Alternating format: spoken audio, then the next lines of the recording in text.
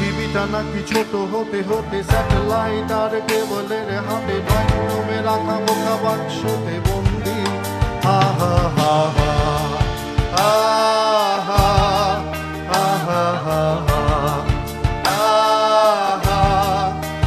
হা ঘরে বসে বসে সারা দুনিয়া যোগাযোগ হাতের মুঠোতে ঘুচে গেছে কাল সীমানার গন্ডি। আহা হা